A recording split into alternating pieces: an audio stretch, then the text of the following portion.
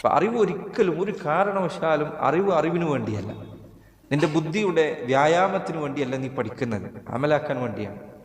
അതുകൊണ്ടാണ് ഇബ്നു റജബ് അൽ ഹംബലി റഹിമഹുല്ലാഹ് ഫദ്ലുൽ ഇൽമി സലഫ് എന്ന ഗ്രന്ഥത്തിൽ അദ്ദേഹം പറഞ്ഞു, നാഫിആയ ഉപകാരപ്രദമായ വിജ്ഞാനമാണോ നീ തേടിക്കൊണ്ടിരിക്കുന്നത് എന്നതിന് 2 അടയാളങ്ങളുണ്ട്.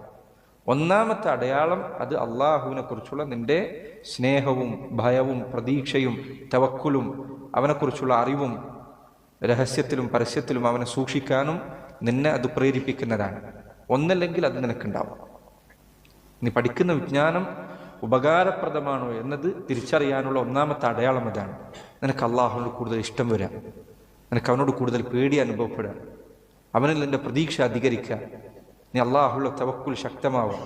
ഇങ്ങനെ എന്തെങ്കിലും ഹൃദയത്തിന് ഒരു പ്രത്യേകത ഉണ്ടാകും നീ പഠിച്ച വിജ്ഞാനം കൊണ്ട്.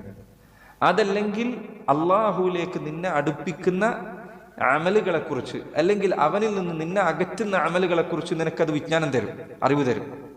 ഇന്നത് ചെയ്താൽ എനിക്ക് അള്ളാഹു അവനിലേക്ക് കൂടുതൽ അടുക്കാൻ കഴിയും, അല്ലെങ്കിൽ അള്ളാഹു അവൻ എന്നെ കൂടുതൽ ഇഷ്ടപ്പെടും.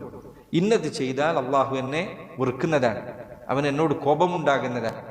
ഇങ്ങനെ നിനക്ക് അള്ളാഹുവിനോട് അള്ളാഹുവിന് നിന്നെക്കുറിച്ച് ഇഷ്ടം അധികരിപ്പിക്കുന്ന ആ കാര്യങ്ങളെക്കുറിച്ച് നിനക്കറിവുണ്ട്. രണ്ടിലൊരു കാര്യം ഇരിക്കണം. ഒന്നല്ലെങ്കിൽ അള്ളാഹിനെ കുറിച്ച് നിന്റെ ഹൃദയത്തിൽ സ്നേഹവും ബഹുമാനവും ആദരവും ഭയവും പ്രതീക്ഷയും ഒക്കെ ഉണ്ടാകണം.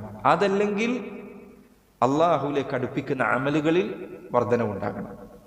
ഇത് രണ്ടുമില്ലാത്ത വിജ്ഞാനങ്ങൾ നിന്നെ ദീനിൽ നിന്ന് അകറ്റുന്ന വിജ്ഞാനമാണ്.